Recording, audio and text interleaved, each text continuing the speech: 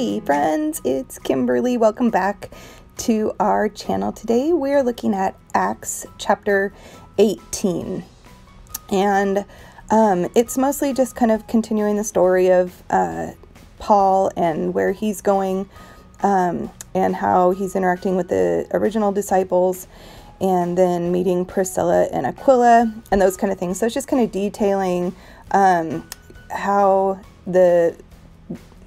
the Christian church first began. And as I was reading it, there were some things that God did that really kind of put a calm in my heart and a peace that I didn't even know that I needed. So I thought I'd share that with you guys. So first, let me catch you up with the products that I'm using here on this page. So I have the really cute stickers and die cuts that came in the Purpose-Driven Essentials kit for July that are all about missions and teaching. So I thought they were perfect to go along with this, because this was the original mission and service work that the disciples did when the early church started. And in this chapter, it talks about Paul being a tent maker and Priscilla and Aquila being tent makers also. So I went ahead and grabbed that tent and a backpack and kind of imagined that that's kind of how it went. They were doing their jobs and then they picked up their backpacks and went to go serve the Lord. Now, I'm also using the kit from By the Well for God. I couldn't resist it this month, so I went ahead and purchased it. I love their kits. I love them, but like everybody else, you have to budget your money, right? So, but this one I could not resist. So I went ahead and got the kit this month, and am using that little girl to represent me in my process in where I believe God's taking me. It's a cute little stamp that comes in the kit. This kit is about forgiveness. It comes with a really great devotional, super cute stamps, and of course all their cute goodies, die cut stickers, all sorts of fun stuff. And I did get some extra alpha stamps from them too. The Purpose-Driven Essentials kit came with these colored pencils, and I thought it would just be a really nice soft look with the brown ink to go ahead and use colored pencils on this page. So I kind of like that. You guys know me, I usually love like all sorts of bright color all over the place, but every once in a while a more soft look is not a bad idea. Especially because this kit has a lot of feathers and arrows and just feels kind of wispy, and the colors you can kind of see are right above my hand there. They're kind of pinks and peaches and teals and golds and browns. It's a super, super pretty kit from By the Well for God.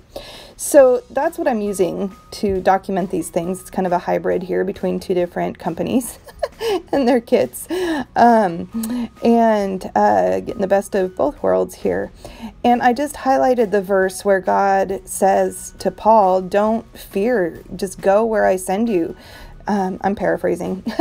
Go where I send you. You don't have to fear. I will be with you, and there will be people who will appreciate you when you get there. Basically, he was reassuring Paul that not only would he have the Lord's help, and that the Lord would be on his side and be helping him in these situations, but that there would be humans too, us humans, who would be there to support him, because he was accustomed to being an outcast and being misunderstood. And so I'm sure it was comforting for him to hear that there would be people in these communities that would embrace him and his ministry and want to hear what he had to say about Jesus.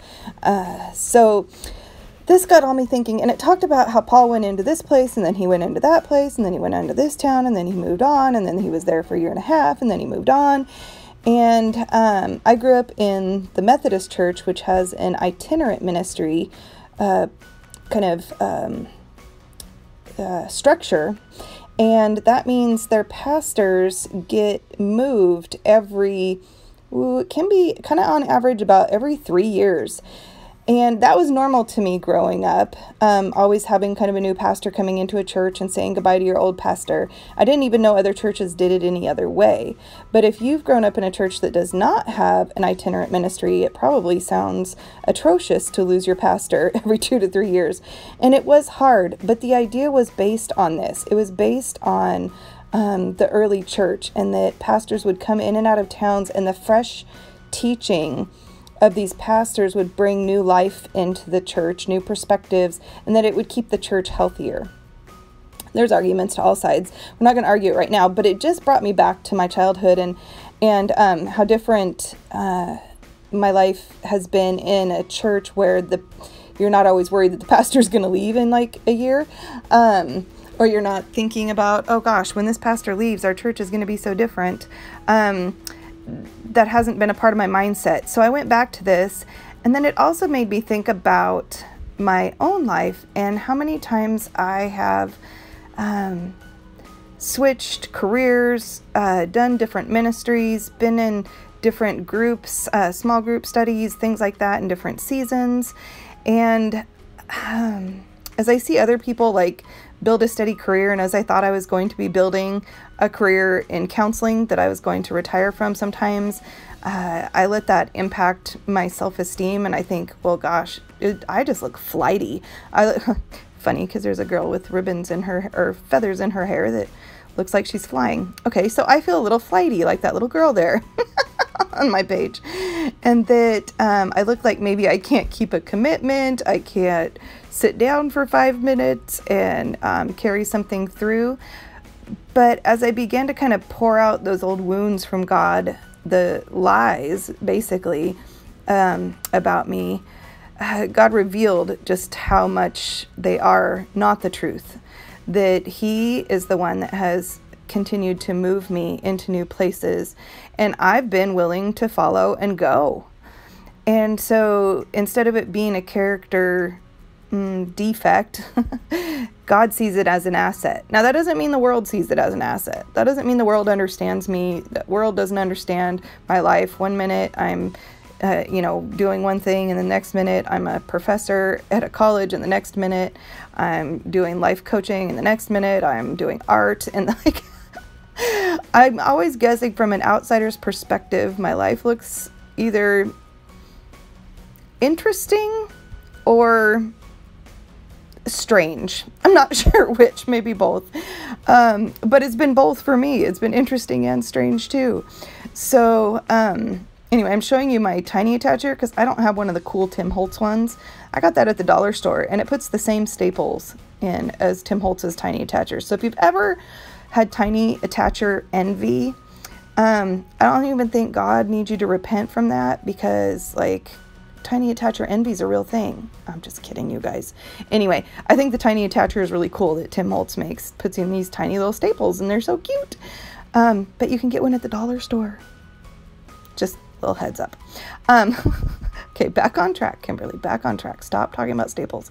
This is Bible art journaling, though. We got to talk about the staples every once in a while. So it was really sweet, because as I was sitting there, like I almost always do a voiceover on these videos, because I spend the whole time with God. I don't put a time limit on my time with God. I just sit and listen to what He's trying to say to me. Then I do the art, and while I'm doing the art, I just pray and listen, and we kind of dialogue about what I feel like He's trying to teach me. So then I come on here and share with you guys what it is that I feel like I've learned, and wondering and hoping that it will connect with you guys too. So I'm wondering, how many of you have let your life path and wherever it's gone kind of dictate if you're good enough, like if you're okay, like maybe you got a divorce and you never saw that coming, and all of a sudden now you think you're not worthy, or people are going to be judging you the wrong way, or maybe you've had a kid go astray, or maybe a lot of you have mentioned that you have chronic illness, and that I know from firsthand experience that really can impact your identity and make you wonder, what in the world is God doing with me now? Because feels like a whole lot of nothing.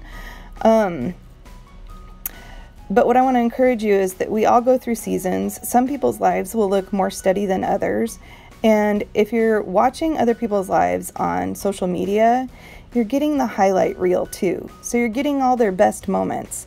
Most people don't post when they've had a fight with their husband, or when they've, lost a best friend.